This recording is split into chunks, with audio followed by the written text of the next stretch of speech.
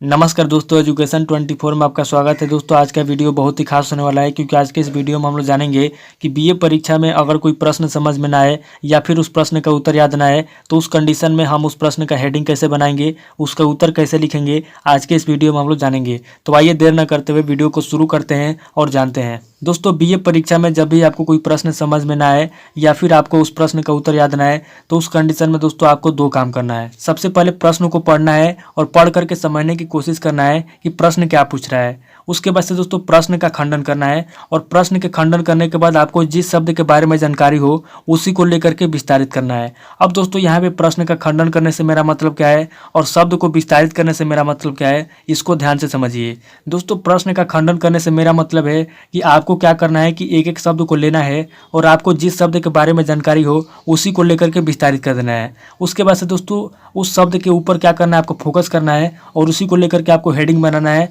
और उसी को लेकर के आपको हेडिंग के अंदर उत्तर लिखना है। जैसे दोस्तों यहाँ पे क्वेश्चन दिया हुआ है कि भारत की सांस्कृतिक विविधता पर डॉक्टर डीपी मुखर्जी के विचार बताइए। अब दोस्तों न तो आपको इस क्वेश्चन के बारे में पता है और न ही आपको डॉक्टर डीपी मुखर्जी के विचार पता है। तो यहाँ पे दोस्तों आप इस क्वेश्चन का हेडिंग कैसे बनाएंगे, इसका उत्तर कैसे लिखेंगे, ध्यान समझिए। आपको क्या करना है दोस्तों, सबसे पहले क्वेश्चन का खंडन करना है और जिस शब्द के बारे में आपको जानकारी हो उसी को लेकर के विस्तारित करना है। क्योंकि दोस्तों आपको जो है कि डॉक्टर डीपी मुखर्जी के बारे में नहीं पता है कि डॉक्टर डीपी मुखर्जी कौन है और डॉक्टर डीपी मुखर्जी के विचार क्या है। तो यहाँ पे दोस्तों आप क्या करेंगे, सबसे पहले क्वेश्चन का खंडन करेंगे। क्वेश्चन का खंडन कैसे करेंगे, तो एक एक शब्द को लेंगे। जैसे यहाँ पे भारत है, अब दोस्तों आपको देखना है कि भारत के बारे में आप क्या जानते हैं। तो भारत के बारे में दोस्तों अगर आपको थोड़ा सा भी जानकारी है तो भारत के बारे में आप क्या करेंगे, लिखेंगे। उसके बाद दोस्तों यहाँ पर दूसरा शब्द है सांस्कृतिक। अब दोस्तों भारत की संस्कृति के बारे में आपको क्या पता है, संस्कृति का मतलब क्या होता है, संस्कृति का मतलब होता है संस्कृति, यानी कि भारत की संस्कृति के बारे में आपको क्या पता है, तो भारत की संस्कृति के बारे में आपको थोड़ा बहुत तो पता होगा। अब दोस्तों आगे बढ़ते हैं, यहाँ पे आता है आपका विविधता। अगला शब्द आपका विविधता है। दोस्तों विविधता का मतलब होता है कि अलग अलग, भिन्न भिन्न। यहाँ पे दोस्तों जो भारत की संस्कृति है, क्वेश्चन कह रहा है कि भारत की जो संस्कृति है वो अलग अलग क्यों पाई जाती है।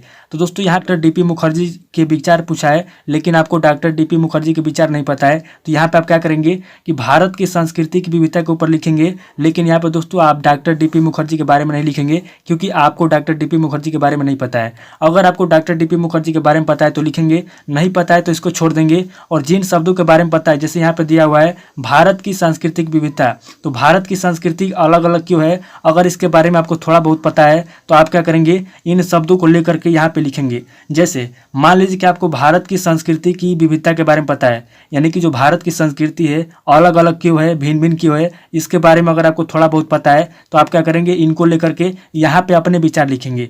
क्योंकि क्वेश्चन के अंदर डॉक्टर डीपी मुखर्जी के विचार पूछा गया है, लेकिन यहाँ पे दोस्तों क्या करेंगे, यहाँ पे आप अपने विचार लिखेंगे क्योंकि यहाँ पे आपको अपने मन से बना करके लिखना है। तो यहाँ पे दोस्तों हम लोग क्या करेंगे, यहाँ पे दोस्तों हम लोग पहला पॉइंट देंगे। सबसे पहले हम लोग क्या करेंगे, इसका हेडिंग लिखेंगे।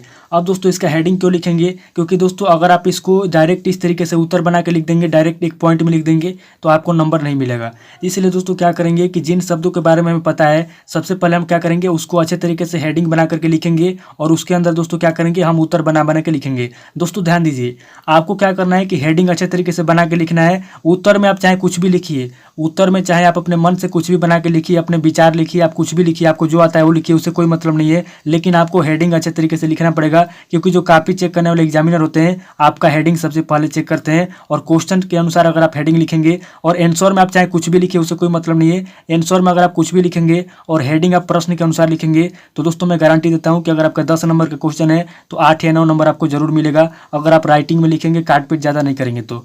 यहाँ पे दोस्तों हम लोग क्या करेंगे कि हेडिंग भी बनाएंगे और इसका उत्तर लिखेंगे। तो यहाँ पे दोस्तों हम लोग क्या करेंगे, सबसे पहले लिखेंगे भारत की सांस्कृतिक विविधता है। तो यहाँ पे दोस्तों इस क्वेश्चन का हम लोग क्या करेंगे, पहला हेडिंग लिखेंगे। तो पहला हेडिंग हम लोग क्या लिखते हैं, मैं आपको बताता हूँ हर वीडियो में कि किसी भी क्वेश्चन का पहला हेडिंग दो सब्जेक्ट को छोड़ करके, याद रखिएगा, हिंदी और इंग्लिश को छोड़ करके, दो सब्जेक्ट को छोड़ करके आपका किसी भी सब्जेक्ट के अंदर कोई भी क्वेश्चन रहेगा उसका हेडिंग आप पहला हेडिंग या तो प्रस्तावना लिखेंगे, या तो परिभाषा लिखेंगे, या तो भूमिका लिखेंगे, या तो परिचय लिखेंगे। तो यहाँ पे दोस्तों हम लोग लिखेंगे इसका प्रस्तावना, भारत की संस्कृति विविधता के ऊपर हम लोग क्या करेंगे, प्रस्तावना लिखेंगे। तो यहाँ पे दोस्तों हमारा पहला हेडिंग हो जाएगा हमारा प्रस्तावना, यानी कि भारत की जो संस्कृति है अलग अलग क्यों है, भिन्न भिन्न क्यों है, इसके ऊपर क्या करेंगे, हम लोग प्रस्तावना लिखेंगे।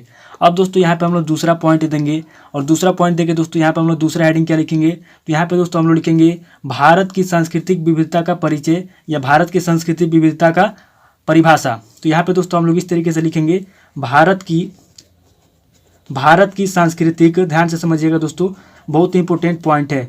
भारत की सांस्कृतिक विविधता, यानी कि दोस्तों हम यहाँ पे क्या करेंगे, इसको समझिए। यहाँ पे हम लोग क्या करेंगे कि भारत की सांस्कृतिक विविधता को लिखेंगे और इसके अंदर दोस्तों हम लोग बना करके लिखेंगे कि जो भारत की संस्कृति है अलग अलग क्यों है और इसके क्या कारण है। थोड़ा बहुत इसके अंदर इसके कारण भी लिख देंगे और थोड़ा बहुत क्या करेंगे, इसका कारण अभी नहीं लिखेंगे, इसके अंदर हम लोग लिख देंगे कि भारत की सांस्कृतिक विविधता क्यों है। इसके अंदर कम से कम 2 से 3 या 5 लाइन लिखेंगे, इसके अंदर ज़्यादा नहीं लिखेंगे, क्योंकि इसके अंदर जो है कि हम बहुत सारे हेडिंग लिखने वाले हैं, हम बाद में इसका कारण लिखेंगे। तो यहाँ पे दोस्तों हम लोगों ने दूसरा हेडिंग लिख लिया, भारत की सांस्कृतिक विविधता, यानी कि भारत की संस्कृति अलग अलग क्यों है, क्यों यहाँ पे लिखेंगे, क्यों ये अलग अलग है।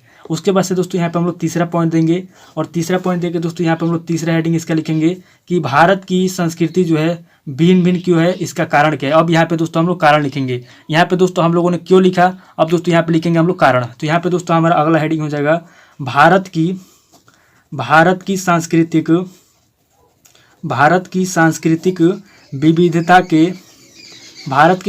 विविधता के कारण, यानी कि जो भारत की संस्कृति है भिन्न भिन्न क्यों है, उसका कारण हम यहाँ पे लिखेंगे, क्यों है भिन्न भिन्न, भारत की संस्कृति भिन्न भिन्न क्यों है, उसका कारण हम यहाँ पे बना करके लिखेंगे। दोस्तों मैंने आपको पहले ही बता दिया कि आपको क्या करना है कि क्वेश्चन के अनुसार हेडिंग बनाना है। अगर आपको प्रश्न का उत्तर पता नहीं है तो क्वेश्चन के अनुसार ही आपको हेडिंग बनाना है। उत्तर में आप चाहे कुछ भी लिखे चलेगा, अपने मन से कुछ भी बना के लिखे चलेगा, लेकिन आपको हेडिंग प्रश्न के अनुसार ही लिखना है अगर आपको प्रश्न का उत्तर पता नहीं है तो। अब दोस्तों यहाँ पे हम लोग क्या करेंगे, भारत की संस्कृति अलग अलग क्यों है, इसका कारण लिखेंगे। तो यहाँ पे दोस्तों हम लोग पहला पॉइंट देंगे और पहला पॉइंट देके दोस्तों यहाँ पे हम लोग पहला कारण लिखेंगे भाषा, यानी कि आपने देखा होगा कि भारत की जो संस्कृति है मराठी भी बोली जाती है, हिंदी भी बोली जाती है, तमिल भी बोली जाती है, उसके बाद भोजपुरी भी बोली जाती है, उर्दू भी बोली जाती है। यानी कि भारत के अंदर 29-28 राज्य हैं और यहाँ पे दोस्तों अलग अलग राज्यों में अलग अलग भाषाएं बोली जाती है। तो इसलिए दोस्तों जो भारत की संस्कृति है अलग अलग है।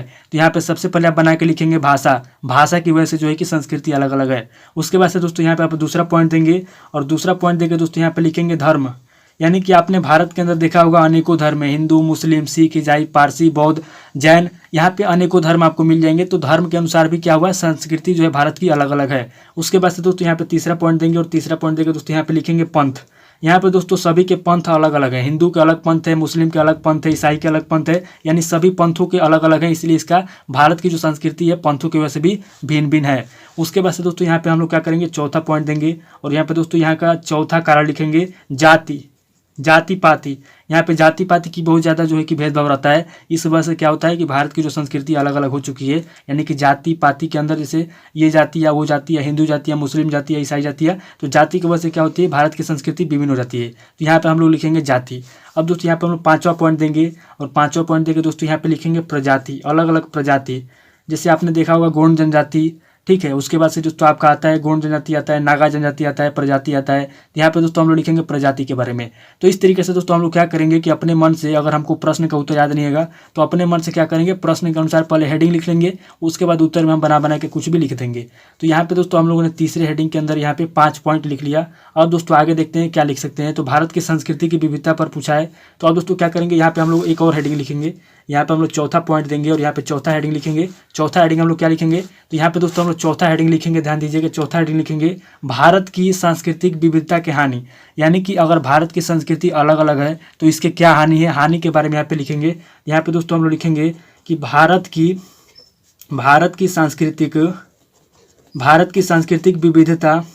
सांस्कृतिक विविधता के हानि, यानी कि विविधता के हानि क्या है, हानि के बारे में यहाँ पे लिखेंगे, क्या हानि है, क्या नुकसान है। अगर भारत की संस्कृति अलग अलग नहीं होती तो क्या लाभ होता है, लेकिन अलग अलग है तो इसकी क्या हानि है, उसके बारे में यहाँ पे हानि हम लोग लिखेंगे। तो यहाँ पे दोस्तों इसका पहला हानि क्या है, तो पहला हानि दोस्तों आपको पता है क्षेत्रवाद होगा, इस क्षेत्र से उस क्षेत्र में। तो यहाँ पे दोस्तों पहला हानि इसका हो जाएगा क्षेत्रवाद।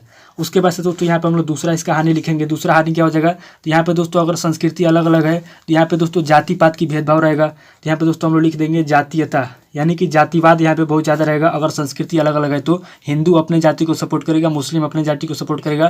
तो इसलिए दोस्तों यहाँ पे क्या करेंगे, हम लोग दूसरा यहाँ हानि लिख देंगे क्षेत्रवाद और जातिवाद। तो यहाँ पे दोस्तों हम लोगों ने इस क्वेश्चन का जो क्वेश्चन दिया हुआ था अपने मन से बना करके 4 हेडिंग लिख लिया और यहाँ पे पॉइंट भी लिख लिया। अब दोस्तों हम क्या करेंगे, अगर हमको हेडिंग याद आएगा तो लिखेंगे, पॉइंट याद आएगा तो लिखेंगे, नहीं याद आएगा तो क्या करेंगे, लास्ट में हम यहाँ पे 5वां पॉइंट देंगे और यहाँ पे दोस्तों हम लोग 5वां हेडिंग लिखेंगे, लास्ट हेडिंग लिखेंगे। यहाँ पे दोस्तों हम लोग लिख देंगे इसका निष्कर्ष, यानी कि इस क्वेश्चन का क्या निष्कर्ष निकलता है उसके बारे में हम यहाँ पे लिख देंगे। तो दोस्तों हमारा जो क्वेश्चन था क्वेश्चन को पहले थोड़ा देख लीजिए, मैं समझाने की कोशिश कर रहा हूँ आपको। क्वेश्चन कह रहा था कि भारत की सांस्कृतिक विविधता पर डॉक्टर डीपी मुखर्जी के विचार बताइए। यहाँ पे डॉक्टर डीपी मुखर्जी के विचार पूछा था, लेकिन हमको डॉक्टर डीपी मुखर्जी के बारे में नहीं पता था और ना ही इनके विचार पता था। लेकिन यहाँ पे हम लोग क्या किए, यहाँ पे दोस्तों हम लोगों ने अपने विचार यहाँ पे लिख दिए। भारत की सांस्कृतिक विविधता के ऊपर हम लोगों ने अपने विचार लिख दिए। अब दोस्तों अगर आपने क्वेश्चन के अनुसार हेडिंग लिखा है और इसके अंदर थोड़ा बहुत भी अच्छे तरीके से लिखा है और अगर आपकी राइटिंग अच्छी है, आपने काट पीट नहीं किया हो परीक्षा में, तो मैं गारंटी देता हूं कि एग्जामिनर आपको अगर 10 नंबर का क्वेश्चन है तो 10 में से 8 नंबर आपको जरूर देगा। क्योंकि दोस्तों आपने यहाँ पे डॉक्टर डीपी मुखर्जी के विचार नहीं लिखा है, लेकिन फिर भी आपने यहाँ पे अपने विचार लिखा है। क्योंकि बीए एग्जाम में जरूरी नहीं है कि जो मेन पॉइंट आपका पूछता है केवल वही लिखना है, नहीं, बीए एग्जाम में आपको अपने विचार भी लिखना होता है। अगर आप अपने विचार भी लिखेंगे तो एग्जामिनर नहीं, पूरा मतलब कि ये नियम है कि अगर आप अपने विचार से कुछ भी लिखते हैं तो आपको कुछ ना कुछ तो नंबर दिया जाएगा। लेकिन अगर आप थोड़ा इस तरीके से बना करके लिखेंगे और क्वेश्चन का खंडन करके जिस शब्द के बारे में जानकारी है अगर उसके बारे में अच्छे तरीके से लिखेंगे तो आपको दोस्तों नंबर मिलेगा मिलेगा मिलेगा। तो दोस्तों आज इस वीडियो को मैं यहीं पे स्किप करता हूँ। आपको ये वीडियो कैसा लगा? अगर वीडियो अच्छा लगा तो वीडियो को लाइक कीजिए, शेयर कीजिए और कमेंट करके बताइए कि आपको नेक्स्ट वीडियो किस टॉपिक के ऊपर चाहिए। थैंक यू दोस्तों।